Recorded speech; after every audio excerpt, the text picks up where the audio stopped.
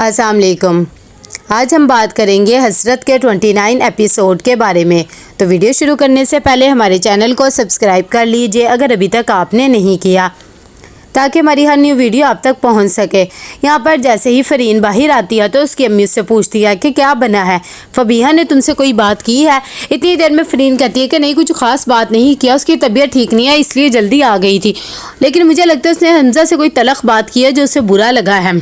ये बात जब शहीन बेगम को पता लगती है तो वो कहती है कि चलो ये उठेगी तो फिर मैं इससे बात करके देखूंगी कि आखिर मसला क्या है। दूसरी तरफ हादिया अरहम को कहती है कि जब मैं घर आई थी अम्मी अकेली थी और मुझे आपका सारा कुछ पता लग गया, अम्मी ने बता दिया है और मुझे ये भी पता है भाभी घर छोड़कर चली गई है। आप इतने ज़्यादा भाभी के साथ बेवफाई करेंगे मैं सोच भी नहीं सकती थी। अरहम कहता है कि नहीं नहीं ऐसी बात नहीं है, तुम्हें कोई ना कोई गलत फहमी हो रही है। लेकिन हादिया कहती है कि मुझे सारा कुछ ठीक से पता लग गया है। यहाँ पर सनाया की भी हालत बहुत ख़राब हो रही होती है। दूसरी तरफ अरहम को भी सनाया की बहुत याद आ रही होती है। हमजा को यकीन ही नहीं आता कि फबीहा ने उसके साथ ये सब कुछ किया है। फबीहा भी सिर्फ अरहम के बारे में सोच रही होती है कि इतनी देर में फरीन आती है और कहती है कि अब सोचने का क्या फ़ायदा, आगे क्या करना है।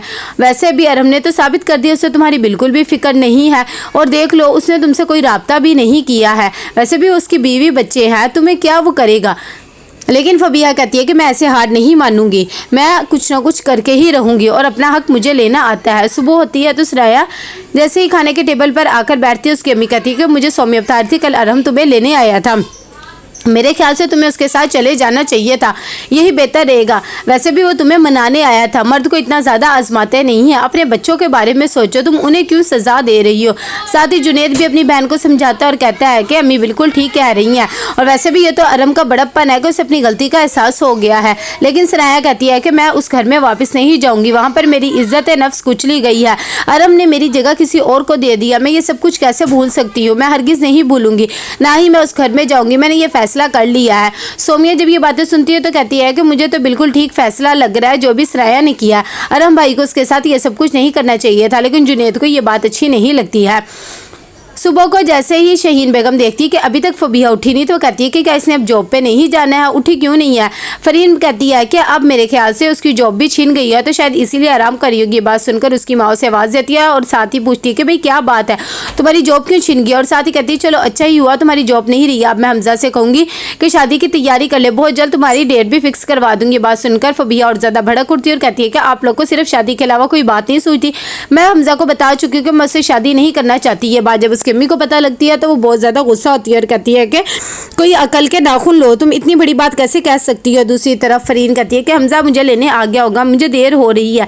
कितनी देर में वो हमजा के साथ चली जाती है। फबीहा अपने कमरे में जाती है और दिल में सोच रही होती है कि मैं क्या करूं, अरहम ने तो बिल्कुल भी मेरा साथ नहीं दिया, मुझे अपने लिए खुद ही स्टैंड लेना पड़ेगा। दूसरी तरफ हादिया सुबह को अपनी माँ को कहती है आपको परेशान होने की ज़रूरत नहीं है, मेरी भाई से बात हो गई है और मैंने उनकी आंखों में देखा है कि शर्मिंदगी है और वैसे भी वो भाभी को बहुत जल्द घर ले आएंगे, आप परेशान ना हो। रफ़त कहती है कि मैं कैसे परेशान ना हूँ, मुझे तो बहुत ज़्यादा परेशानी लगी हुई है। जब तक सनाया अब इस घर में वापस नहीं आ जाती मेरी परेशानी ख़त्म नहीं होगी कि एकदम उसकी तबीयत अचानक ज़्यादा ख़राब होने लग जाती है। हादिया कहती है कि अम्मी आपने इंसुलिन नहीं लगाई है, शायद इसीलिए ऐसा हो रहा है, आप फिक्र ना करें मैं भी आपको इंसुलिन लगा देती हूँ। दूसरी तरफ फबीहा अपना हक लेने के लिए चली जाती है अरहम के ऑफिस और जाकर कहती है कि मुझे बात करनी है अरहम सर से। उन्हें कहे कोई एमन आई है। जब उसकी पीए ये बात सुनती है तो वो अरहम को फ़ोन करती है और साथ ही उन्हें बता देती है। कितनी देर में जब फबीहा उसके कैबिन में जाती है तो जाकर बोलने लग जाती है और कहती है कि आपने तो पलट के जवाब भी नहीं दिया, मुझसे मोहब्बत के दावे तो बहुत बड़े बड़े कर रहे थे, मैं कोई आपके लिए गुड़िया हूँ जो आपने मुझे जब दिल चाहा दिल लगा लिए, जब दिल चाहा मुझे तोड़ फोड़ के फेंक दिया है, मैं आपको कभी भी इन चीज़ों के लिए माफ़ नहीं करूँगी। जब अरहम ये बातें सुनता है तो कहता है कि तुम्हें ये सब कुछ बोलने की ज़रूरत नहीं है और वैसे भी ये जगह नहीं है, हम कहीं और जाकर बात करेंगे। यहाँ पर फिर से एक दफ़ा आती है आसिया बेगम अपनी बेटी को समझाने के लिए और सनाया को कहती है कि जो कुछ तुम कर रही हो बिल्कुल भी ठीक नहीं है, तुम्हें अपने बच्चों के बारे में सोचना चाहिए। सनाया कहती है कि अम्मी आप मुझे ही कह रही हैं, मैंने क्या कुछ नहीं किया और वैसे भी अब मैं उस घर में वापस नहीं जाऊँगी, ये मेरा फैसला है, मैं बहुत कुछ बर्दाश्त कर चुकी हूँ। लेकिन उसकी माँ फिर भी उसे समझाती है और कहती है कि औरत को बहुत कुछ बर्दाश्त करना पड़ता है, लेकिन अच्छी बात तो ये है ना तुम्हारे मर्द को अपनी गलती का एहसास हो गया है। कितनी देर में फबीहा जब घर वापस आने के लिए जा रही होती है कि एकदम एक गाड़ी से उसका एक्सीडेंट होता है और वो गिर जाती है।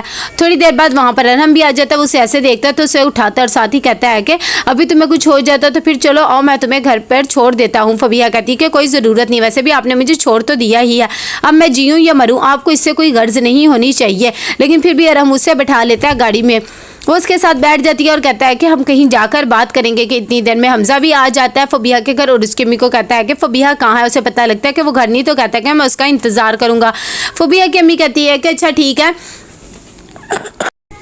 साथ ही वो कहती है कि अच्छा मैं उसे फ़ोन करके देखती हूँ कि इतनी देर में फ़ोन करती। वो फ़ोन नहीं उठाती तो वो फ़रीन को फ़ोन करती है और उसे कहती है कि फबीहा कहाँ पर है, हमजा आया हुआ है, उसने उससे बात करनी है, तुम उसे फ़ोन करके देखो। जब फ़रीन को ये पता लगता है तो कहती है कि फबीहा कहाँ चली गई, तो मुझे इसका पता नहीं लगता। अच्छा ठीक है, आप उसे रोक के रखें, मैं बात करके देखती हूँ। यहाँ पर फिर से फबीहा और अरहम जाते हैं एक रेस्टोरेंट में। तभी फबीहा उसे कहती है कि अगर आप मेरा साथ नहीं दे सकते हैं तो ठीक है, बात ख़त्म हो गई। अरहम कहता है कि मैं ये सब कुछ तो नहीं चाहता था ना, वैसे भी तुम फिक्र ना करो, मैं कुछ ना कुछ कर लूँगा। इतनी देर में वो उसे कहती है कि मुझे घर पर छोड़ दे। दूसरी तरफ सनाया बेचारी बहुत ज़्यादा परेशान होती है। वो अपनी भाभी को कहती है मेरे में क्या कमी है कि मैं पहले जैसी खूबसूरत नहीं रही जो और हमने दूसरी लड़की को अपना लिया है। उसकी भाभी कहती है कि ऐसी बिल्कुल भी बात नहीं है। साथ ही सोमिया उसे कहती है कि तुम्हें परेशान होने की ज़रूरत नहीं है, वैसे भी ये उनकी तंग नज़री है। लेकिन ये बातों से बेचारी बहुत ज़्यादा हर्ट होती है और कहती है कि मैंने क्या कुछ नहीं किया, मैं इतना सब कुछ करती थी सिर्फ इसलिए कि हम खुश रह सके। फिर भी सोमिया उसे कहती है कि अच्छा ठीक है, आप परेशान ना हो, इंशाल्लाह सब बेहतर हो जाएगा। और वैसे भी तुम्हें तो बिल्कुल स्ट्रॉन्ग रहना चाहिए, तुम्हारी तो गलती ही नहीं है। इतनी देर में अरहम पहुंच जाता है फबीहा के घर और उसे कहता है कि तुम्हारा घर आ गया। फबीहा भी गुस्से से चली जाती है। जैसे अंदर जाती है उसे पता लग जाता है हमजा आया हुआ है। वो कहती है कि भाई यहाँ पर ये सब कुछ क्या हो रहा है। उसकी अम्मी कहती है कि तुम कहो। हमजा कहता है कि अरहम के साथ ही होगी, वैसे भी इसका अफेयर जो उसके साथ चल रहा है, मैं तो इसे कुछ भी नहीं दे सकता था, वही सब कुछ दे सकता है। उसके पास घर है, गाड़ी है, बैंक बैलेंस है, सब कुछ है ना, इसीलिए तुम ये सब कुछ कर रही है ना। फबीहा कहती क्या हो गया, तुम पागल तो नहीं हो गया, ऐसा कुछ भी नहीं है, तुम मुझ पर झूठे इल्ज़ाम लगा रहे हो। साथ ही अपनी अम्मी को भी कहती है कि ऐसा कुछ नहीं है। लेकिन हमजा कहता है कि अपनी अम्मी की कसम खा के को फिर मैं यकीन कर लूँगा और चिल्लाना ना, अगर मैं चिल्लाया ना तो देखना तुम्हारी इज्जत कौड़ी की भी नहीं रहेगी। ये बातों से फबीहा तंग आ जाती है और सारी सच बोल देती है। उसकी अम्मी जब ये सच्चाई सुनती है तो उसे बहुत ज़्यादा मारती है और कहती है कि इस दिन के लिए मैं तुम्हें जॉब करने के लिए कहा था, तुमने मेरी इज्जत को खाक में मिला के रख दिया है। फबीहा कहती मैंने कोई ऐसा गुनाह नहीं किया और वैसे भी मैंने अपनी हक में रहकर और अपनी हदूद में रहकर जो कुछ किया वो किया है। उसकी अम्मी को इन बातों पे बहुत गुस्सा आता है और उसे घर से निकाल देती है कि एकदम वहाँ पर अरहम भी आ जाता है। तो कैसा लगा आपको एपिसोड, लाइक एंड शेयर करके लाजमी बताइएगा। अल्लाह हाफिज़।